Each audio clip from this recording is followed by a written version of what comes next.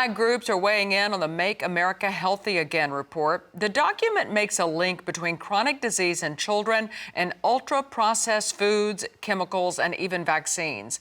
While the report did note the importance of crop protection tools for farmers, some industry groups say that it casts doubt around the safety of key pesticides.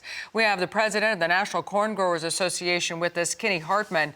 And Kenny, thank you so much for joining us today and giving us your thoughts. What was your main takeaway after hearing that report yesterday? Well, I think our frustrations are, we on the farm, we want to keep America healthy, but at the same time, chemicals that we've been using for years that EPAs have done research on, and they've been, atrazine is had more research done than probably any other chemical, and they directly named that in the document. They also named Roundup or glyphosate, and EPA has been regulating and working on these things for years. That's all science-based. So why are we starting over again? I mean, we feel like EPA's done a good job over the years, and these are chemicals that they're pesticides that we do use in the field on a regular basis every year. It helps us do more no-till. It helps us be more sustainable. These are tools in the toolbox we need. So why is the report going after some of these areas?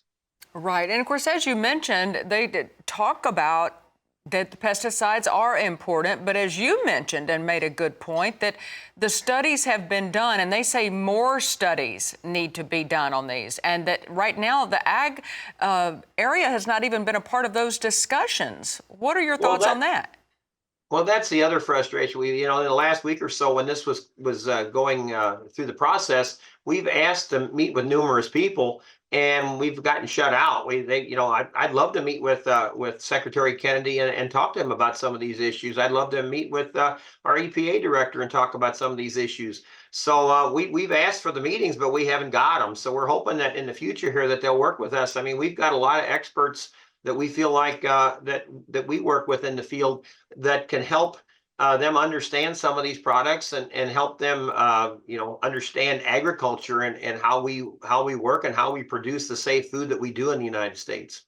Well, speak to the potential ripple effects for agriculture that could result from enhanced restrictions. Well, obviously the concerns are if you start taking away chemicals like atrazine that we've used for corn for years, or glyphosate.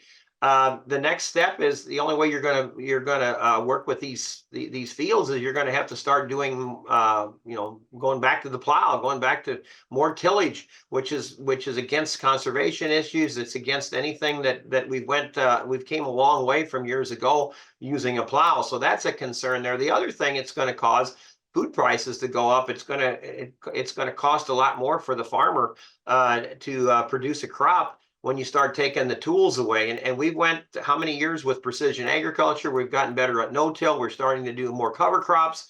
And these are all things that are good for the environment, and they're good for nature, where they're good for the communities in these areas. So I just, if you start taking our tools away, our pesticides away that have went through the process of research over these years, that's going to be detrimental to our food supply in the United States.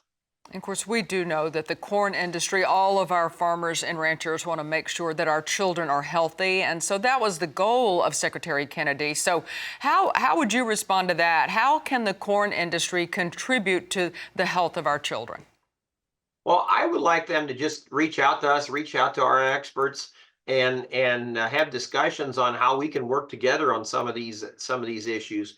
Because I mean, I want America healthy. I'm very supportive of having healthy foods, very supportive of these areas, and so is our National Corn Growers Organization. But we just want them to reach out and work with us and look at where we can work together on some of the issues. And we recognize they did put some of that in the report, but at the same time, the concern is when we start looking at some of these products that we use on a regular basis that are all of a sudden that they're attacking, that could be taken away from us, and we just can't. We're going to have a hard time dealing with that, and the United States is going to have a hard time dealing with that if you start taking some of these products away from us. Right, definitely so. That's Kenny Hartman with the National Corn Growers Association. Appreciate your time today, Kenny.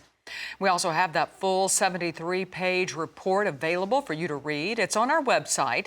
Just head over to rfdtv.com for full coverage.